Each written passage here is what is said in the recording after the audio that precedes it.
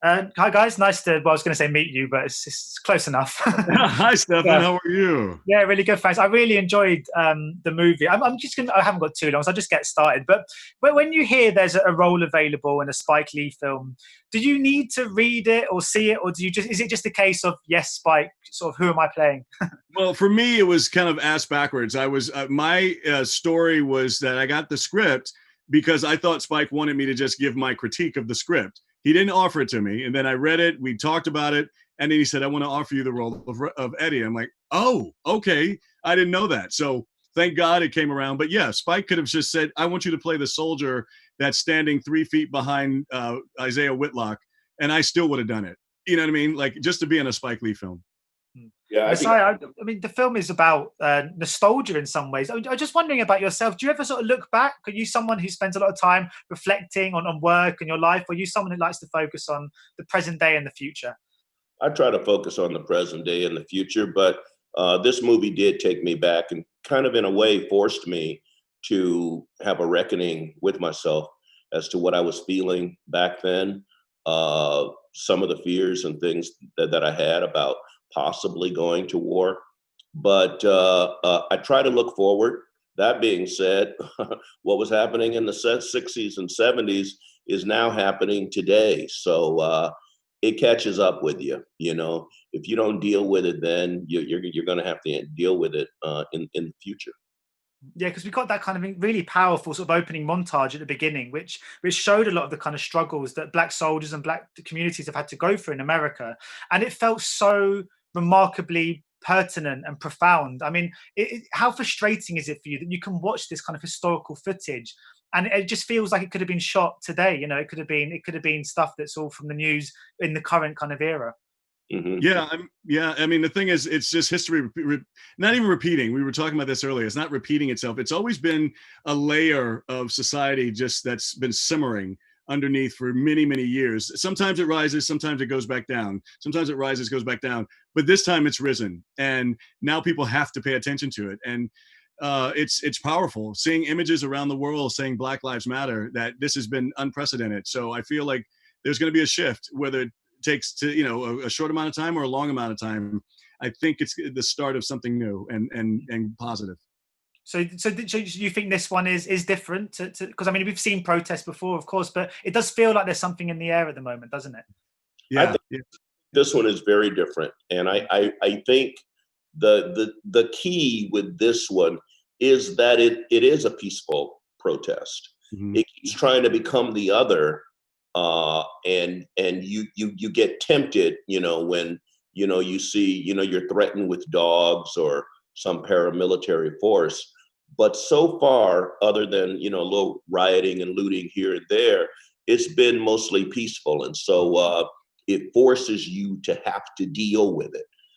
It's not going to go away, and I'm hoping it can start a dialogue.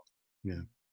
And one of the things that Clarke was saying in the other interview, which I thought was really sort of interesting, is that you don't often get roles like this for Black actors that show this level of vulnerability and nuance sometimes. And I was just wondering about when you got the script and saw these characters, if it felt refreshing to see these roles and to see the level of vulnerability and fragility that they show in the kind of through conversation in some of the big scenes. It's always go ahead. No, I looked at it, and to be quite honest, I just said finally.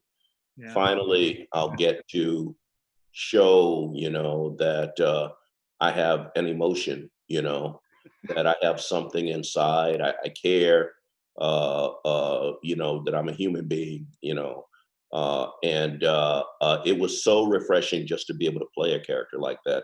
It's almost like I've been waiting my whole life. And I agree. I concur. Yeah, because I was wondering too, I mean, one of the things that's quite striking about this is it's showing the kind of the legacy and the importance of the Black experience in war, because in popular culture we tend to see the experiences so much more of white veterans in film and in TV. Were you hoping that films like this are going to help to teach and show lots of sort of audiences that there's so much more to the war and to the stories that we might not have been taught or might not have seen before?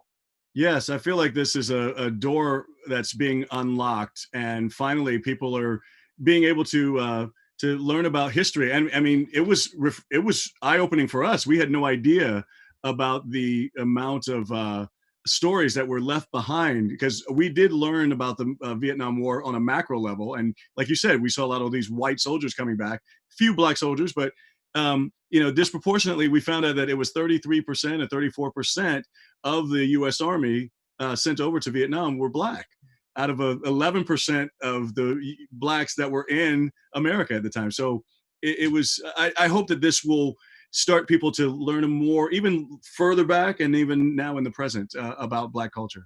And it takes a Spike Lee to make a movie like this. And I think all of the documentaries and the movies that have been made in the past were made by a lot of people who just didn't know. I mean, you can only make a movie about what it is you know. Right. And if you don't know about these soldiers or care, it's not going to come across. And finally, you have a movie that brings all of that to light, and not a moment too soon.